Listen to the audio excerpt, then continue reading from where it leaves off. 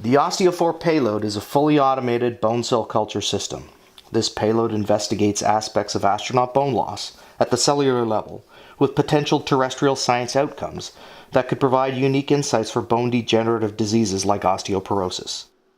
This training video is intended to demonstrate the post-experiment bioreactor removal for cold stowage. The Osteo-4 Payload has 3 internal trays. Each contains a separate bone cell experiment. As it relates to this training video, each tray has 3 main elements: the access panels, bioreactor, and shunt tube. Prior to the removal of a completed Osteo-4 tray, the disposable glove bag is set up. In the locker, experiments may conclude at different times, which would be defined in the flight timeline. At the completion of any tray experiment, the full payload is powered down and a single tray is removed. If other trays have experiments that are still ongoing, the payload is powered up when you close the locker door. Place tray inside the disposable glove bag onto the Velcro pads. Tray front in first. Locate and place into the disposable glove bag the L-wrench, the Ziploc bags for the bioreactor cold stowage, and the Kim Wipes cleanup kit. Finally, seal the disposable glove bag opening. Remove access panel 1 and access panel 2. Place the access panels onto the tray lid using the Velcro fixation points. Use the L-wrench to remove the restraining plate.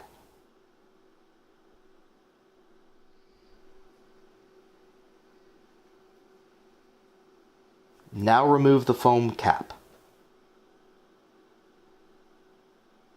Close sample waste bag slide clamp. The bioreactors can now be removed. Start with the middle bioreactor. This has the blue tape markers on the tubing ends.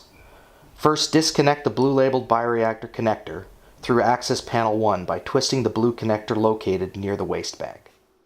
All bioreactor connectors automatically shut fluids off when disconnected. There may be a droplet of fluid on the connector tips, which can be wiped up with the Kim Wipes in the cleanup kit.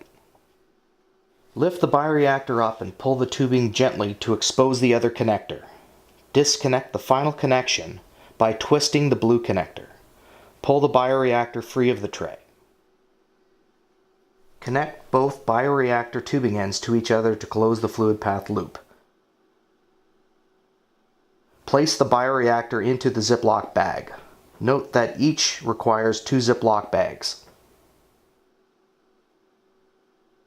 Retrieve one of the shunt tubes located beside the bioreactor chamber. All 3 are identical. Connect the shunt tube ends to the open ends of the fluid pathway. This will serve to close the fluid pathway again.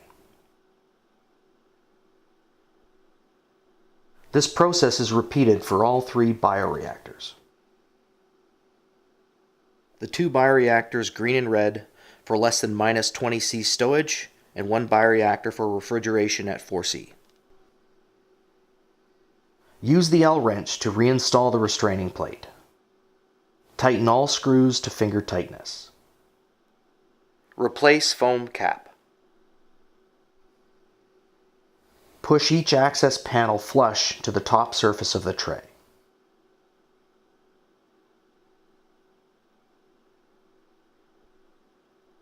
Visually check that both access panel O-rings are making contact with the clear lid surface. This confirms the tray containment is in place. The tray and bioreactors can now be removed from the disposable glove bag. The bioreactors are taken to the respective cold stowage locations, and the tray is reinstalled into the Osteo-4 payload. Power down the payload. Open the Osteo-4 door and install the tray into the vacant slot. Push the tray in until the tray reaches the rear of the locker. A solid stop will be felt as it bottoms out in the channel. Note that the tray side sliders engage first on the left-hand side. If there are still tray experiments active, the payload is powered up. When all 3 trays are completed, the Osteo-4 payload is powered down until returned to the ground. This concludes the overview of the Osteo-4 bioreactor removal process. The Osteo-4 team would like to thank you for your time and efforts.